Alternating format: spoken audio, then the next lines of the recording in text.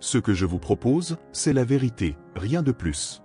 Réussir signifie vivre une vie accomplie, une longue période de tranquillité, de joie et de bonheur.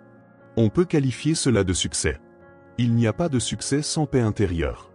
Si vous souffrez d'ulcères et d'hypertension, ce n'est certainement pas une vie réussie, c'est un échec. L'expérience éternelle de l'harmonie, de la santé, de la sérénité et de la plénitude, c'est cela la vie éternelle évoquée par la Bible. Les choses précieuses de la vie, comme la paix, l'harmonie, l'intégrité, la sécurité et le bonheur, sont immatérielles. Elles émergent du monde intérieur. Le monde extérieur ne vous les offrira pas. Elles proviennent de notre moi profond. Méditer sur ces qualités permet de cultiver ces trésors du ciel dans votre subconscient. Là où ni les mythes ni la rouille ne peuvent s'attaquer. Là où les voleurs ne percent pas et ne volent pas. Il y a 3 étapes vers le succès. La première consiste à découvrir ce que vous aimez faire et à le faire immédiatement. C'est simple. Le succès repose sur l'amour de votre travail. Si vous n'aimez pas ce que vous faites, vous êtes voué à l'échec, vous n'êtes pas un succès. Par exemple, si un homme est psychiatre, il ne suffit pas d'obtenir un diplôme et de l'accrocher au mur. Il doit suivre le rythme de son époque, assister à des conférences, continuer à étudier l'esprit et son fonctionnement. Le psychiatre accomplit visite des cliniques, lit les derniers articles scientifiques. En d'autres termes, il se tient informé des méthodes les plus avancées pour soulager la souffrance humaine. Un psychiatre ou un médecin accompli doit avant tout avoir à cœur l'intérêt de ses patients. S'il ne le fait pas, il est vraiment un échec. Quelqu'un pourrait demander, comment mettre en œuvre la première étape si je ne sais pas ce que je dois faire? Dans un tel cas, priez pour être guidé comme suit. C'est très simple, l'intelligence infinie de mon subconscient me révèle ma véritable place dans la vie, où je fais ce que j'aime, divinement heureux et prospère. Répétez cette prière calmement, positivement et avec amour à votre esprit le plus profond. En persistant avec foi et confiance, la réponse viendra sous forme de sentiment, d'intuition ou d'orientation. Comme un étudiant qui étudie la philosophie, tout à coup, change de domaine pour la médecine ou autre chose, car il a demandé des conseils sur sa véritable vocation. Cela viendra clairement et paisiblement, sous forme de conscience silencieuse, une connaissance intérieure de l'âme par laquelle vous savez que vous savez. La deuxième étape vers le succès est de se spécialiser dans une branche particulière et de devenir un expert dans ce domaine. Par exemple, si un jeune homme choisit la chimie comme profession, il devrait se concentrer sur l'une des nombreuses branches de ce domaine, comme la chimie pharmaceutique, la chimie analytique ou la biochimie. Il devrait consacrer tout son temps et toute son attention à la spécialité qu'il a choisie.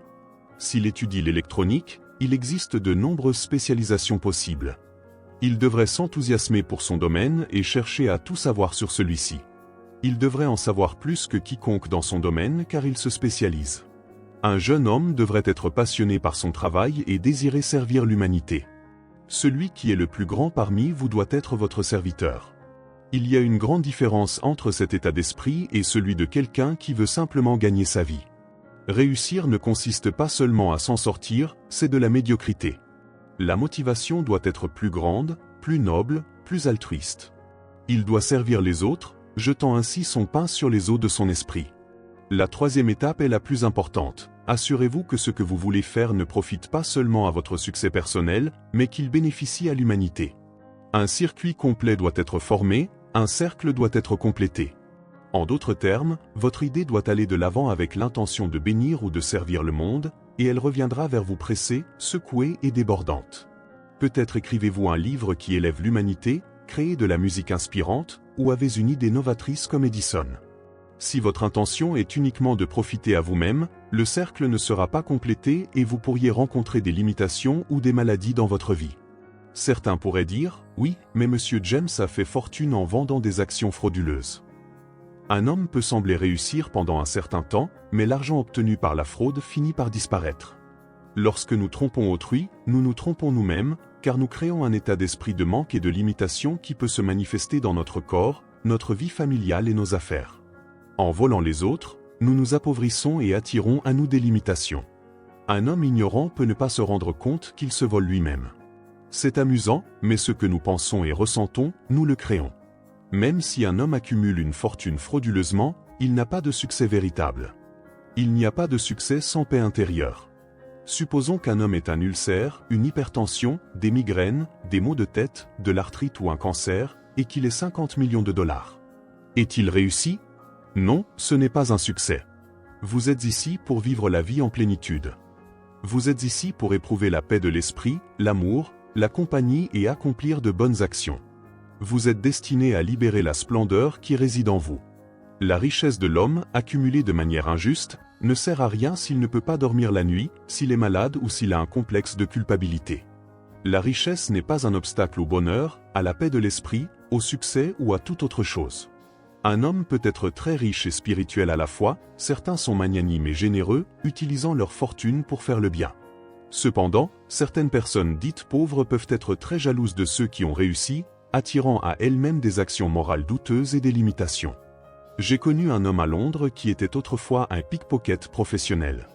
Il avait beaucoup d'argent, une maison d'été en France et vivait royalement en Angleterre. Il avait constamment peur d'être arrêté par Scotland Yard. Il enseignait à de jeunes garçons comment voler des poches. Il était rempli de cupidité et ne se souciait pas des garçons.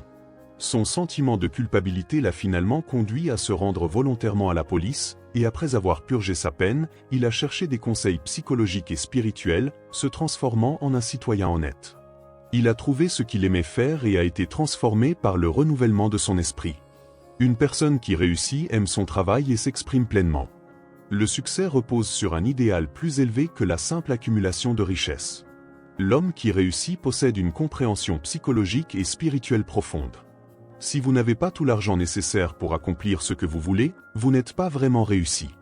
L'argent doit être disponible pour vos besoins, pour votre famille. Si votre femme a besoin d'une nouvelle voiture, vous devez pouvoir la lui acheter. Si votre fils veut étudier la musique à Paris, vous devez pouvoir l'y envoyer. Vous devez comprendre que Dieu est la source de votre approvisionnement et que tous vos besoins sont comblés. Beaucoup de grands industriels d'aujourd'hui reconnaissent l'importance de leur subconscient pour leur succès. Ils pratiquent souvent la règle d'or et prospèrent en faisant le bien. Un article publié il y a des années parlait de Flagley, un magnate du pétrole qui avait réussi malgré une jeunesse pauvre. Il visualisait ses projets jusqu'à leur réalisation, attirant à lui tout ce dont il avait besoin. En implantant fermement des pensées positives dans votre subconscient, vous pouvez attirer les ressources nécessaires. Comme une graine dans le sol qui attire les nutriments pour croître, vos pensées attireront ce dont vous avez besoin. En suivant ces étapes, souvenez-vous du pouvoir créatif de votre subconscient. Vos pensées, combinées à des sentiments de foi, peuvent se transformer en réalité, guidant chaque étape vers votre succès. Selon votre foi, il vous sera fait. Beaucoup des plus grands hommes de ce pays ont contribué à sa croissance en arrivant à New York, Boston et d'autres endroits sans même parler la langue. L'un d'eux s'appelait Gianni. Il était colporteur, avec un chariot à fruits. Il vendait des crayons, des produits d'épicerie et d'autres choses de porte en porte. Il a étudié, appris la langue, et s'est intéressé à l'économie. Il a étudié le soir, aidé les agriculteurs à obtenir des prêts et ainsi de suite. Il a créé la plus grande banque du monde, la Bank of America. Je suppose que c'est pourquoi beaucoup de gens sont jaloux de lui, car il a réussi. Il a retroussé ses manches, a travaillé dur, a étudié le soir, a plongé dans les livres, a écouté les enseignants et a aidé les agriculteurs en faillite en leur prêtant de l'argent pour sauver leur ferme. Ainsi, la banque qu'il a fondée est aujourd'hui la plus grande banque du monde. Un immigré pauvre avec un rêve et une vision a réalisé tout cela. Des milliers d'hommes ont suivi ce chemin, des physiciens, scientifiques, médecins, chirurgiens, comme le grand mathématicien Einstein, ils ont tous contribué au monde. Connaître la force puissante en vous, capable de réaliser tous vos désirs, vous donne confiance et sérénité. Peu importe votre domaine, apprenez les lois de votre subconscient. Procurez-vous un livre intitulé « Le pouvoir de votre subconscient » ou « Le pouvoir infini d'être riche ». Ces livres traduits en plusieurs langues offrent les clés pour imprégner votre subconscient de succès, d'harmonie, de paix, d'illumination et d'inspiration. Savoir comment utiliser les pouvoirs de votre esprit, vous exprimer pleinement et partager vos talents avec les autres vous conduit au vrai succès. Si vous vous occupez des affaires de Dieu, par sa nature même, il est avec vous, donc personne ne peut être contre vous. Avec cette compréhension, aucun pouvoir sur terre ou au ciel ne peut vous empêcher de réussir. Vous êtes un succès lorsque vous réussissez dans votre vie de prière, dans vos relations, dans votre profession et votre communion avec les choses divines. Un acteur de cinéma m'a raconté qu'il avait peu d'éducation, mais rêvait depuis l'enfance de devenir un acteur à succès. Dans les champs, il tondait le foin, ramenait les vaches et les trayait. Il imaginait toujours son nom en lumière sur un cinéma. Ce fut une vision qu'il entretenait pendant des années, jusqu'à ce qu'il s'enfuit de chez lui. Après avoir eu des petits rôles, le jour est venu où il a vu son nom en lumière, comme il l'avait imaginé enfant. Il connaissait le pouvoir de l'imagination persistante pour apporter le succès. La Bible dit, « Appelez les choses qui ne sont pas comme si elles étaient et l'invisible deviendra visible. » Il y a 30 ans, j'ai connu un jeune pharmacien recevant $40 par semaine plus commission, un bon salaire à l'époque. Après 25 ans, il m'a dit qu'il prendrait bientôt sa retraite avec une pension. Je lui ai dit, pourquoi ne pas avoir votre propre magasin, sortir de cet endroit, viser plus haut, avoir un rêve pour vos enfants. Peut-être que votre fils veut devenir médecin, ou votre fille une grande musicienne, et aller en Europe pour étudier sous un grand maître. Sa réponse fut qu'il n'avait pas d'argent. Il a commencé à comprendre que tout ce qu'il pouvait concevoir comme vrai pourrait devenir réalité. Je lui ai expliqué que l'argent, la richesse, la santé sont des états de conscience. Vous avez autant de vitalité, de sagesse, de paix, de richesse que ce que vous avez établi dans votre subconscient. La première étape vers son objectif était de se réveiller au pouvoir de son subconscient. La deuxième était de réaliser que transmettre une idée à son subconscient la rendrait réelle. Il a commencé à imaginer qu'il possédait son propre magasin, plaçant mentalement les bouteilles d'ordonnance, visualisant les employés et un gros solde bancaire. Travaillant dans ce magasin imaginaire, il utilisait son esprit de manière constructive, vivant le rôle. Il a mis tout son cœur dans cet acte, supposant être le propriétaire du magasin. La suite était le résultat naturel de sa foi et de son imagination active. Il a été licencié de son emploi et a trouvé un nouveau travail dans une grande chaîne de magasins, où il est devenu directeur, puis directeur de district. En 4 ans, il a économisé suffisamment d'argent pour verser un acompte sur sa propre pharmacie, qu'il a appelée sa pharmacie de rêve. Il a dit que c'était exactement le magasin qu'il avait imaginé. Il est devenu un succès reconnu dans le domaine qu'il avait choisi et était heureux de faire ce qu'il aimait. Il y a quelques années, j'ai donné une conférence à un groupe d'hommes d'affaires sur les pouvoirs de l'imagination et du subconscient. J'ai souligné comment un célèbre homme d'affaires utilisait son imagination lorsqu'il était confronté à des difficultés et à des situations compliquées. Ses biographes indiquent qu'il passait de nombreuses heures à tenir des conversations imaginaires, imaginant un de ses amis devant lui, lui répondant de manière appropriée. Il rendait la scène aussi réelle que possible. L'un des hommes présents à cette conférence était un jeune courtier en valeurs mobilières. Il a adopté cette technique et a commencé à avoir des conversations imaginaires avec un ami banquier multimillionnaire, qui le félicitait pour son bon jugement et ses investissements judicieux. En répétant ce petit film mental encore et encore, il a fixé cette croyance dans son subconscient. Son objectif était de faire des investissements judicieux pour ses clients et de les voir prospérer financièrement grâce à ses conseils avisés. Il utilise toujours son subconscient dans son entreprise et connaît un brillant succès dans son domaine. Il y a un jeune garçon qui travaille avec moi sur la machine ici, son nom est Robbie. Pendant que je fais ses enregistrements, il étudie l'électronique et imagine souvent que je le félicite pour son succès en électronique, en voyage et dans la collecte de fonds. Il sait qu'en imprégnant son subconscient de ces images, il réussit les examens avec brio et est sur la voie de grandes réalisations. Un jeune garçon qui allait au lycée m'a dit qu'il avait de mauvaises notes et une mémoire défaillante. J'ai découvert que son problème était son attitude d'indifférence et de ressentiment envers certains de ses professeurs et camarades de classe. Je lui ai appris à utiliser son subconscient et comment réussir dans ses études. Il a commencé à affirmer certaines vérités plusieurs fois par jour, en particulier avant de dormir et le matin après le réveil, les meilleurs moments pour imprégner le subconscient. Il a affirmé « Je réalise que mon subconscient est un entrepôt de mémoire. Il conserve tout ce que je lis et entends de mes professeurs. J'ai une mémoire parfaite et l'intelligence infinie dans mon subconscient me révèle constamment tout ce que j'ai besoin de savoir à tous mes examens, qu'ils soient écrits ou oraux. Je rayonne d'amour et de bonne volonté à tous mes professeurs et camarades de classe.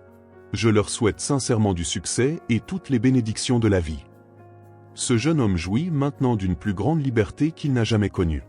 Il est à Caltech et reçoit tous les honneurs. Il imagine constamment ses professeurs et sa mère le félicitant pour son succès. Rappelez-vous que votre esprit conscient est le démarreur et votre subconscient est le moteur. Vous devez démarrer le moteur pour lui permettre de faire son travail. Votre esprit conscient est la dynamo qui éveille le pouvoir de votre subconscient. La première étape pour transmettre votre idée ou image de désir au subconscient est de vous détendre et de concentrer votre attention. Les études montrent que l'intelligence infinie en nous peut nous guider dans toutes nos entreprises. Les examens deviennent plus faciles quand nous utilisons notre esprit correctement. Les réponses peuvent parfois apparaître dans les rêves et les intuitions, préparant ainsi à réussir. Vous devez commencer par visualiser ce que vous souhaitez accomplir et répéter cette image mentale jusqu'à ce qu'elle soit profondément ancrée dans votre subconscient. C'est ainsi que vous pouvez atteindre vos objectifs et prospérer dans tous les aspects de votre vie. Soyez immobile et silencieux. Cette attitude calme, détendue et paisible de l'esprit empêche les pensées étrangères et les fausses idées d'interférer avec votre absorption mentale de vos idéaux. De plus, dans cette attitude passive, réceptive et silencieuse, l'effort mental est réduit au minimum. La deuxième étape consiste à commencer à visualiser la réalité de ce que vous désirez. Par exemple, vous pouvez vouloir acheter une maison et dans cet état d'esprit détendu, vous affirmez « L'intelligence infinie de mon subconscient est toute sage, elle me révèle maintenant la maison idéale. Cette maison est située dans un environnement agréable, répond à toutes mes exigences et correspond à mes revenus. Je remets maintenant cette demande à mon subconscient et je sais qu'il répondra selon la nature de ma demande. Je libère cette demande avec une foi et une confiance absolue, tout comme un agriculteur plante une graine en faisant implicitement confiance aux lois de la croissance. La réponse à votre prière peut venir par une annonce dans le journal, par l'intermédiaire d'un ami, ou vous pouvez être directement guidé vers une maison qui correspond exactement à vos désirs. Il existe de nombreuses façons par lesquelles votre prière peut être exaucée. La principale chose à savoir est que la réponse vient toujours, à condition que vous ayez confiance dans le travail de votre subconscient. Assurez-vous de ne pas nier ce que vous affirmez. Cela reviendrait à appuyer sur les boutons haut et bas dans un ascenseur simultanément, vous ne monteriez ni ne descendriez. Vous pouvez également souhaiter vendre une maison, un terrain ou tout autre type de propriété. En consultation privée avec des agents immobiliers, j'ai souvent raconté la manière dont j'ai vendu ma propre maison sur Orlando Avenue il y a des années. Beaucoup d'entre eux ont appliqué la technique que j'ai utilisée avec des résultats remarquables et rapides. J'ai mis un panneau avec la mention « à vendre par le propriétaire » dans le jardin devant ma maison. La nuit suivante, en m'endormant, je me suis imaginé en train de vendre la maison et enlevant le panneau pour le ranger dans le garage. Dans mon imagination, je l'ai saisi, soulevé du sol, mis sur mon épaule, emporté au garage et jeté par terre en disant en plaisantant au panneau « Je n'ai plus besoin de toi ». J'ai ressenti une satisfaction intérieure, réalisant que la vente était terminée.